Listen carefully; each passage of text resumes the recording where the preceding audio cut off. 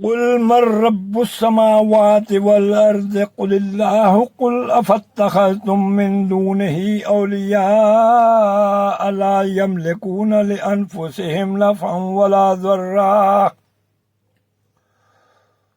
قل هل يستوي الأعمى والبصير أم هل تستوي الظلمات والنور أم جعلوا لله شركاء خلقوا كخلقه فتشابه الخلق عليهم قل الله خالق كل شيء وهو الواحد القهار۔ ان سے پوچھو آسمان اور زمین کا رب کون ہے؟ کہو اللہ۔ پھر ان سے کہو کہ جب حقیقت یہ ہے تو کیا تم نے اسے چھوڑ کر ایسے معبودوں کو اپنا کارساز ٹھہرا لیا جو خود اپنے لیے بھی کسی نفع نقصان کا اختیار نہیں رکھتے؟ کہو کیا اندھا اور آنکھوں والا برابر ہوا کرتا ہے؟ کیا روشنی اور تاریکیاں یکساں ہوتی ہیں؟ اور اگر ایسا نہیں تو کیا ان کے ٹھہرائے ہوئے شریکوں نے بھی اللہ کی طرح کچھ پیدا کیا ہے کہ اس کی وجہ سے ان پر تخلیق کا معاملہ مشتبہ ہو گیا؟ کہو ہر چیز کا خالق صرف اللہ ہے اور وہ یکتا ہے، سب پر غالب۔ واضح رہے کہ وہ لوگ خود اس بات کے قائل تھے کہ زمین و آسمان کا رب اللہ ہے، وہ اس سوال کا جواب انکار کی صورت میں نہیں دے سکتے تھے، کیونکہ یہ انکار خود ان کے اپنے عقیدے کے خلاف تھا۔ لیکن نبی کریم صلی اللہ علیہ وآلہ وسلم کے پوچھنے پر وہ اقرار کی صورت میں بھی اس کا جواب دینے سے کتراتے تھے، کیونکہ اقرار کے بعد توحید کا ماننا لازم آ جاتا تھا اور شرک کے لیے کوئی معقول بنیاد باقی نہیں رہتی تھی۔ اس لیے اپنے موقف کی کمزوری محسوس کر کے وہ اس سوال کے جواب میں چپ سادھ جاتے تھے۔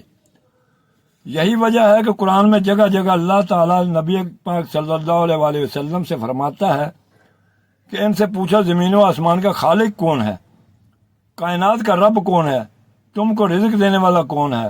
پھر حکم دیتا ہے کہ تم خود کہو کہ اللہ، اور اس کے بعد یوں استدلال کرتا ہے کہ جب یہ سارے کام اللہ کے ہیں تو آخر یہ دوسرے کون ہیں جن کی تم بندگی کیے جا رہے ہو؟ اندھے سے مراد وہ شخص ہے جس کے آگے کائنات میں ہر طرف اللہ کی وحدانیت کے آثار اور شواہد پھیلے ہوئے ہیں، مگر وہ ان میں سے کسی چیز کو بھی نہیں دیکھ رہا ہے۔ اور آنکھوں والے سے مراد وہ ہے جس کے لیے کائنات کے ذرے ذرے اور پتے پتے میں معرفت کردگار کے دفتر کھلے ہوئے ہیں۔ اللہ تعالیٰ کے اس سوال کا مطلب یہ ہے کہ عقل کے اندھو، اگر تمہیں کچھ نہیں سوچتا تو آخر چشم بینا رکھنے والا اپنی آنکھیں کیسے پھوڑ لے؟ جو شخص حقیقت کو آشکار دیکھ رہا ہے اس کے لیے کس طرح ممکن ہے کہ وہ تم بے بصیرت لوگوں کی طرح ٹھوکریں کھاتا پھرے؟ روشنی سے مراد علم حق کی وہ روشنی ہے جو نبی پاک صلی اللہ علیہ وآلہ وسلم اور آپ کے متابعین کو حاصل تھی، اور تاریکیوں سے مراد جہالت کی وہ تاریکیاں ہیں جن میں منکرین بھٹک رہے تھے۔ سوال کا مطلب یہ ہے کہ جس کو روشنی مل چکی ہے وہ کس طرح اپنی شمع بجھا کر اندھیروں میں ٹھوکریں کھانا قبول کر سکتا ہے؟ تم اگر نور کے قدر شناس نہیں ہو تو نہ صحیح، لیکن جس نے اسے پا لیا ہے، جو نور و ظلمت کے فرق کو جان چکا ہے، جو دن کے اجالے میں سیدھا راستہ صاف دیکھ رہا ہے، وہ روشنی کو چھوڑ کر تاریکیوں میں بھٹکنے پھرنے کے لیے کیسے آمادہ ہو سکتا ہے؟ اس سوال کا مطلب یہ ہے کہ اگر دنیا میں کچھ چیزیں اللہ تعالیٰ نے پیدا کی ہوتی اور کچھ دوسروں نے، اور یہ معلوم کرنا مشکل ہوتا کہ خدا کا تخلیقی کام کون سا اور دوسروں کا کون سا، تب تک واقعی شرک کے لیے کوئی معقول بنیاد ہو سکتی تھی۔ لیکن جب یہ مشرکین خود مانتے ہیں کہ ان کے معبودوں میں سے کسی نے ایک تنکا اور ایک بال تک پیدا نہیں کیا، اور جب انہیں خود تسلیم ہے کہ خلق میں ان جعلی خداؤں کا ذرہ برابر بھی کوئی حصہ نہیں ہے، تو پھر یہ جعلی معبود خالق کے اختیارات اور اس کے حقوق میں آخر کس بنا پر شریک ٹھہرا لیے گئے؟ اصل میں لفظ قہار استعمال ہوا ہے جس کے معنی ہے وہ ہستی جو اپنے زور سے سب پر حکم چلائے اور سب کو مغلوب کر کے رکھے۔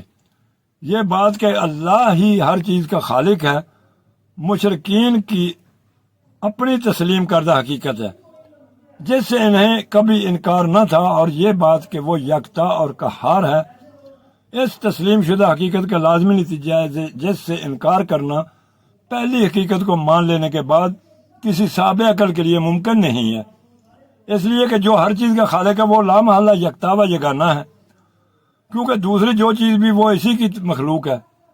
پھر بھلا یہ کیسے ہو سکتا ہے کہ کوئی مخلوق اپنے خالق کی ذات یا صفات یا اختیارات یا حقوق میں اس کے شریک ہو؟ اسی طرح وہ لامحالہ قہار بھی ہے، کیونکہ مخلوق کا اپنے خالق سے مغلوب ہو کر رہنا عین تصور مخلوقیت میں شامل ہے۔ غلبہ کامل اگر خالق کو حاصل نہ ہو تو وہ خلق ہی کیسے کر سکتا ہے؟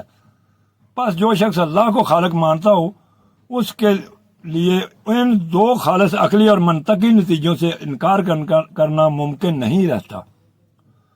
اور اس کے بعد یہ بات سراسر غیر معقول ٹھہرتی ہے کہ کوئی شخص خالق کو چھوڑ کر مخلوق کی بندگی کرے اور غالب کو چھوڑ کر مغلوب کو مشکل کشائی کے لیے پکارے۔